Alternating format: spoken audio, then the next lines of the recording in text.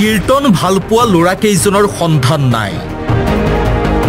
বিগত ২৪ ঘণ্টা ব্ৰহ্মপুত্ৰৰ বুকুতে আছে কীৰ্তন ভালপোৱা ল'ৰাকেইজন প্ৰভু ঈশ্বৰক ঘৰলৈ লৈ যোৱাৰ কথা আছিল গুৱাহাটীৰ অভিজিতৰ সন্তানক বিচাৰি নদীৰ বালিচৰতে শুই পৰিছে পিতৃ মাতৃ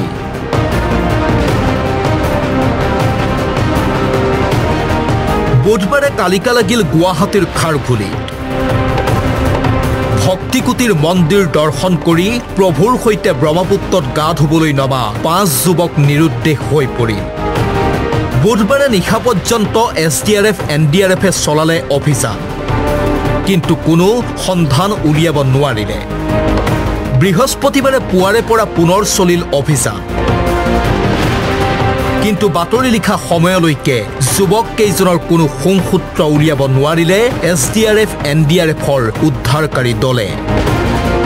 বিগত ২৪ ঘণ্টাতকৈ অধিক সময় ব্ৰহ্মপুত্ৰৰ বুকুতে আছে গুৰগাঁৱৰ সাগৰ গৌতম বিশ্বনাথৰ উপেশ কুমাৰ বঙাইগাঁৱৰ ৰণক সাদক বিশ্বনাথৰ প্ৰতাপ আৰু গুৱাহাটীৰ অভিজিত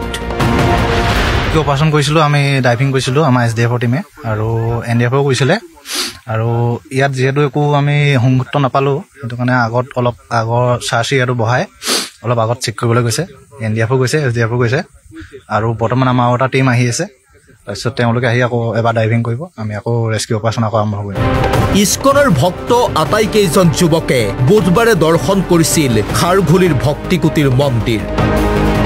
মন্দিৰ দৰ্শন কৰিয়ে ৯জনকৈ ভক্ত গৈছিল ব্ৰহ্মপুত্ৰলৈ নিৰুদ্দিষ্ট ৫ যুৱকে একেলগে গা ধুবলৈ নামিছিল কিন্তু সেই সময়তে ঘটিছিল অঘটন একেলগে ডুব গ'ল ৫ বন্ধু সন্ধিয়া আহিলোঁ ইয়াতে সন্ধিয়া আহি কিনে খুজিলোঁ ভগতকুটিত তো ইহঁতি এইটোৱে ক'লে কি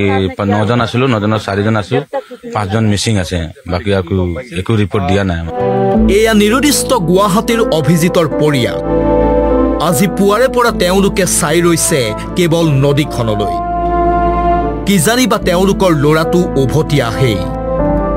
বুধবাৰে ঘৰৰ পৰা ওলাই আহোঁতে অভিজিতে মাতৃক কৈ আহিছিল আজি আমাৰ ঘৰলৈ প্ৰভু আহিব কীৰ্তন পাঠ কৰিম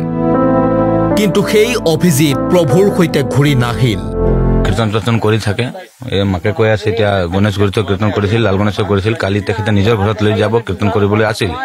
ইয়াতে আহি কেনে গা পা ধুব নে কি কৰিব কৰি কেনে যাব আৰু কীৰ্তনলৈ তেতিয়া আহি নাপালে আমি নিজৰ দৰিয়া খবৰ পালোঁ কি ৫জন মানুহ এনেকুৱা দুৰ্ঘটনা ঘটি হৈছে